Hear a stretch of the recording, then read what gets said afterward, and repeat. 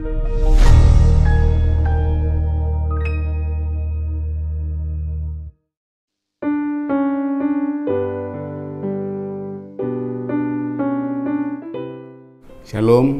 selamat pagi pemirsa Saroha HKBP Jatinegara. Sebelum kita mendengarkan firman Tuhan, kita berdoa.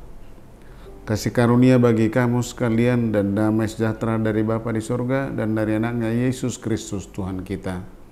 Amin. Firman Tuhan yang mengawali hari-hari kita di pagi hari ini dari Mazmur pasal 69 ayat 6. Demikian firman Tuhan. Ya Allah, Engkau mengetahui kebodohanku, kesalahan-kesalahanku tidak tersembunyi bagimu. Demikian firman Tuhan. Bapak, Ibu, saudara-saudara, ternyata memang tidak ada yang terselubung di hadapan Tuhan. Sehelai rambut kita pun Tuhan tahu jumlahnya. Tidak ada yang terselubung. Jadi dalam perjalanan kehidupan kita ini, kita tidak perlu bersandiwara atau berkamuflase tentang diri kita. Sama seperti pengakuan pemazmur dalam nas ini.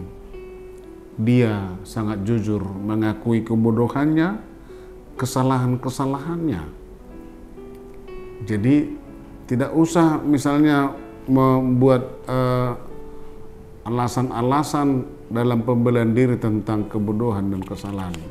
Sebab di hadapan Tuhan kita nyata semua, tidak ada yang terselubung.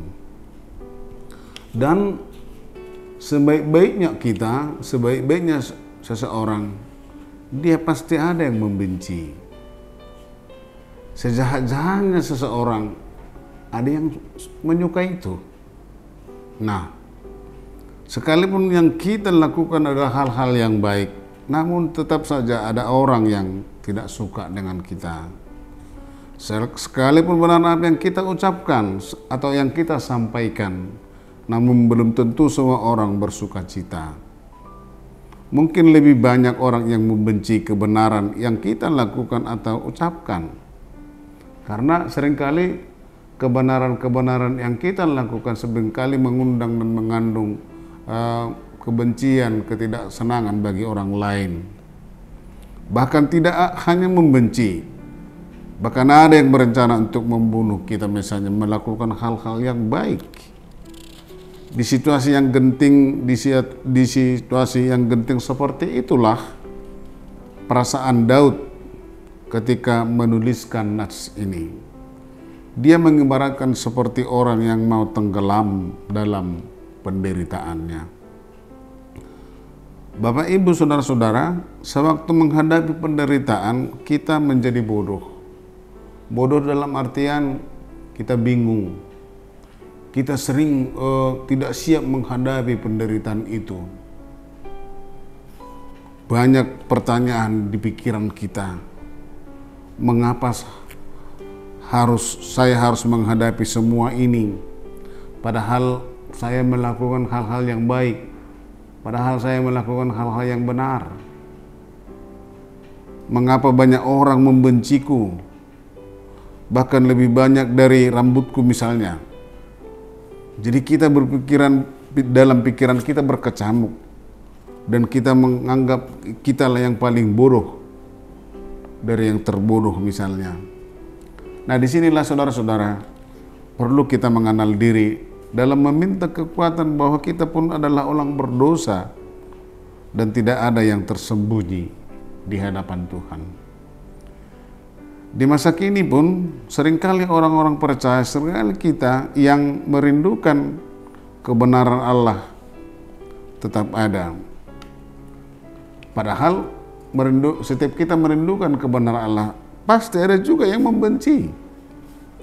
Hati kita berkata bahwa ini sungguh terlalu berat yang kita hadapi, bahkan ada pula yang hendak membunuh. Dan inilah kunci yang sungguh luar biasa yang bisa dapat kita lakukan dan pegang, yaitu tidak dan jangan sama sekali mengandalkan pikiran dan tetap mengakui bahwa kita adalah manusia berdosa, manusia lemah.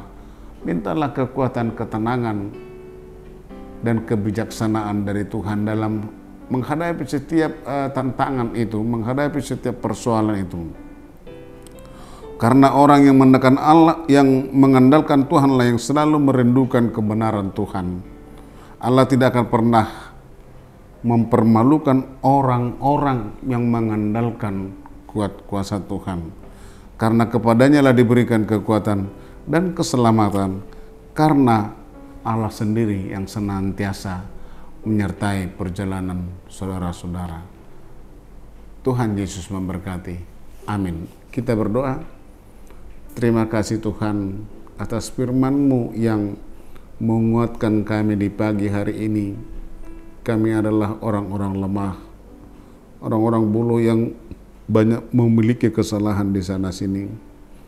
Kami mengaku jujur di hadapan Tuhan.